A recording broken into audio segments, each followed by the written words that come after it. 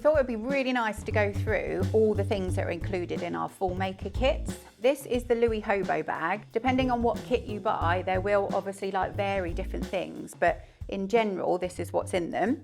So the kits always come in these labelled nice boxes for you, so everything's really nicely wrapped. So what's included is your lovely lining. You'll have your front and back main body, and you'll have the side panels or the gussets. What we do with our leather is we actually iron on some interfacing on the back, so it stabilises it, so you've got lovely sort of shapes that are retained. We've got 2 different types of fusing for this bag, but again, depending on what kit you get, it will vary. But this is a lovely iron-on Decaville, and then you've got the heavyweight cotton drill iron-on fusing as well. And then we've also got all of the leather.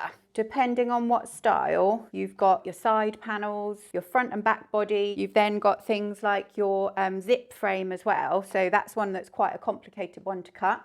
So hopefully you'll be pleased that we've done that for you. And then what we have is all of the hardware for the bag. So everything from your rivets to your zips, you've got your clips and your D-rings. To try and make it as easy as possible for you to get going with this project, we've also included a Teflon foot, which is brilliant for sliding and gliding over the surface of the leather. And then another essential is the leather point needle. So we've got a Schmetz needle, and there's a single one included in the kit. And we've also got the thread as well. So I tend to use polyester thread.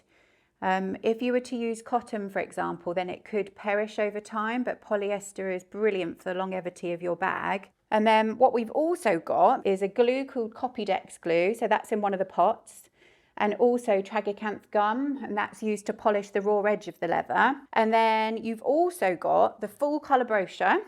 So the brochure has photographic and written instructions on how to make the bag. What we really would love you to do is actually make the bag again sometime. So we've actually included the pattern for you. So it's a paper pattern, and you will actually need reference points from this when you're making the bag.